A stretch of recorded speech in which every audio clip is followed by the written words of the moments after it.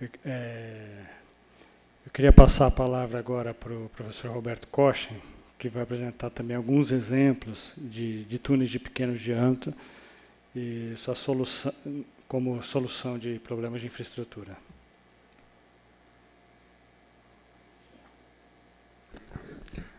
Obrigado, Fernando.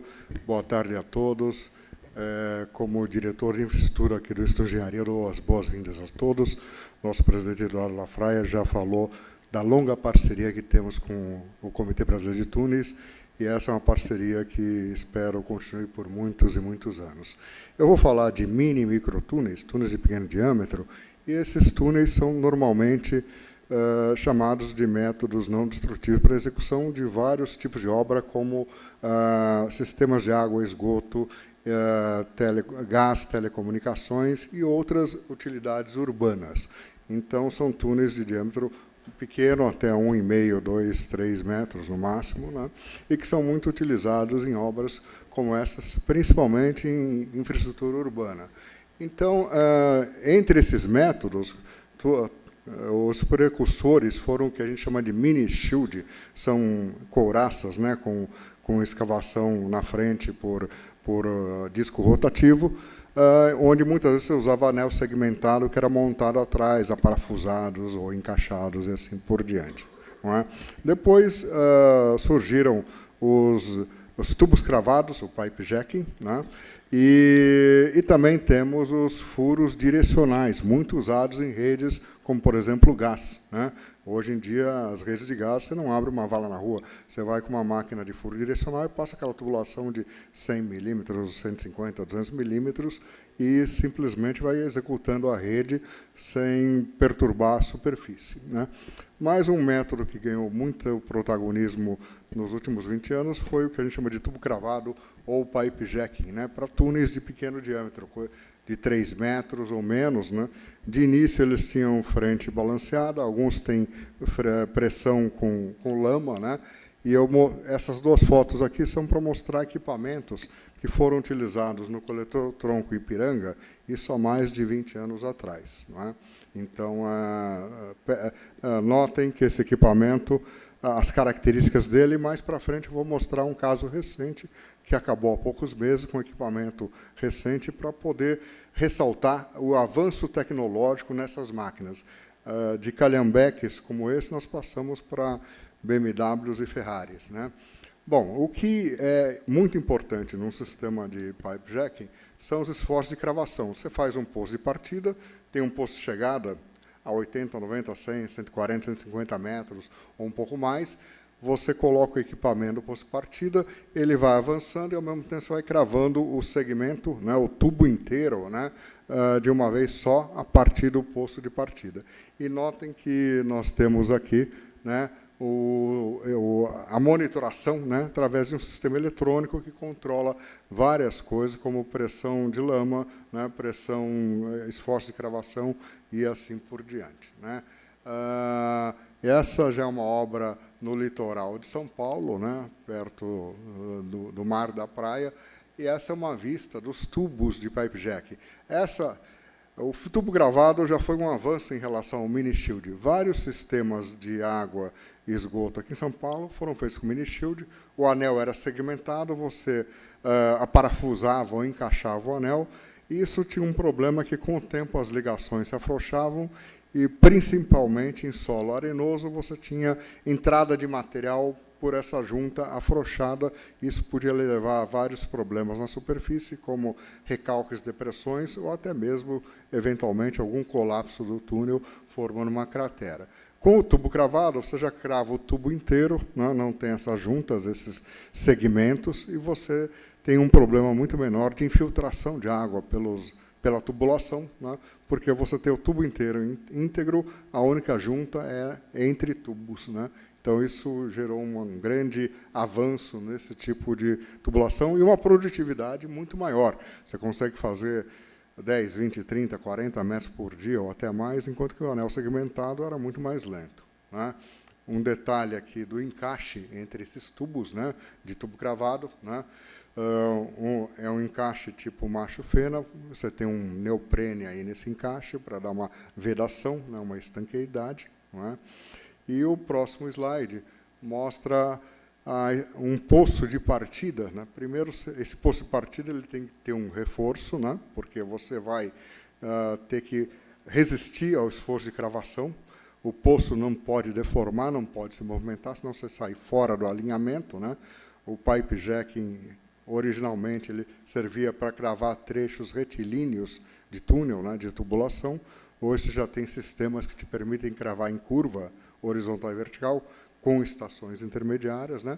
Mas primeiro você monta o poço, que é reforçado, e monta toda a estrutura de partida, aí, de cravação no poço de partida. O poço de chegada é mais simples, né, porque você não tem esforços, a não ser que dali você parta novamente para um novo trecho de túnel. Não é?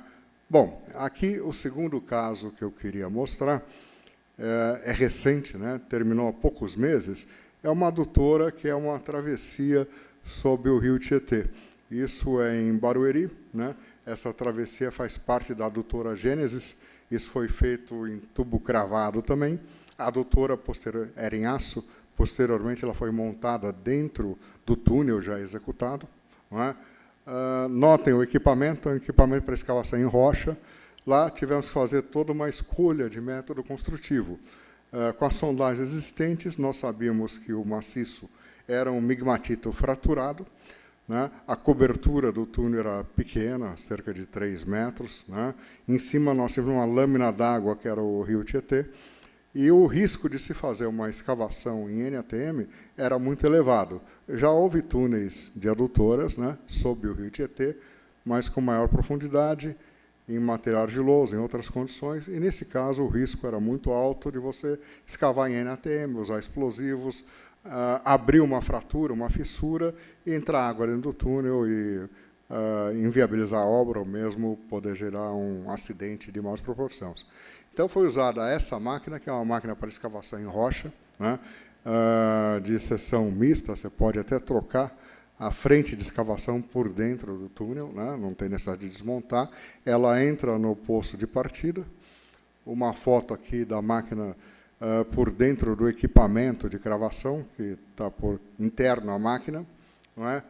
Essa máquina montada no poço de partida, né, para se ter uma ideia, além da segurança, né, havia também um ganho de produtividade muito importante. Um túnel NATM aí, normalmente, nessa travessia da ordem de 150 metros, embaixo do rio, né, com 2 postos de partida e de chegada, em NATM, isso normalmente levaria 3 meses para fazer os 150 metros, mas com todos esses cuidados necessários, né, para garantir a segurança, evitar a abertura de fraturas, evitar a entrada de água, pode ser que, em vez de 3 meses, levasse 4, 5, 6 ou até mais. Né? Com essa máquina, esse túnel foi escavado em 25 dias. Entre montar a máquina e ela sair do outro lado, o prazo total foi de 25 dias. Contando aí montagem e desmontagem, deu praticamente 2 meses. Né? Aqui, mais uma foto da cravação dos tubos de concreto, né, dos tubos de pipe jacking dentro do túnel. A máquina já tinha avançado, estava lá dentro, sob o rio. Né?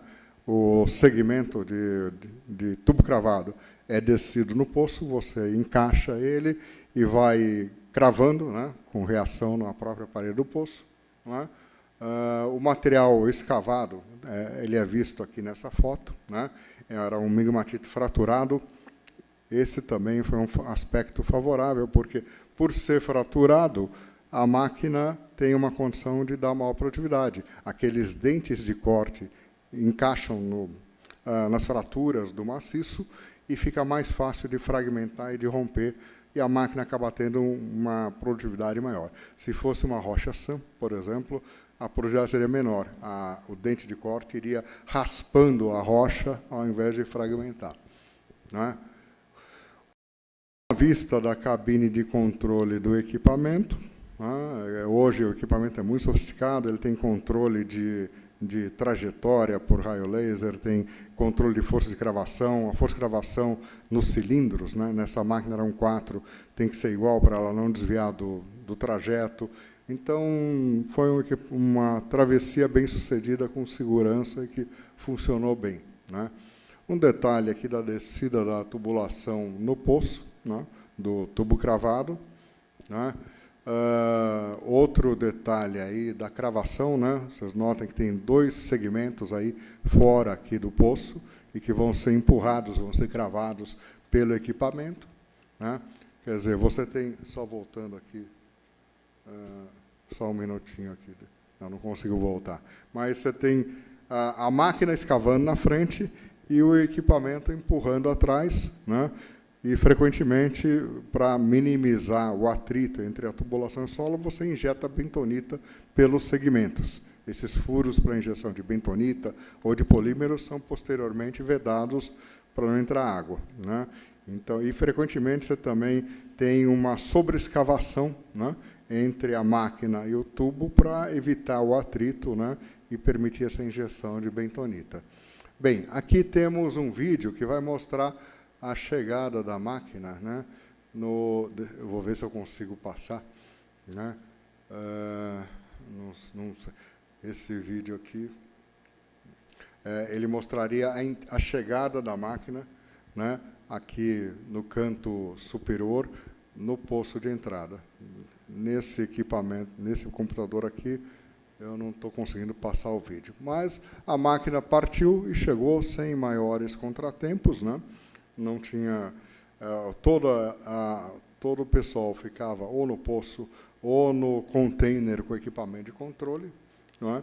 E foi uma obra assim, bastante positiva e bem sucedida por conta do prazo, né, que foi muito curto, né, e por conta aí da segurança com que foi possível fazer essa obra num maciço rochoso fraturado embaixo de um rio, né, que tem uma vazão até elevada, né. Agora sim, aqui conseguimos passar. Essa é a chegada da máquina no poço.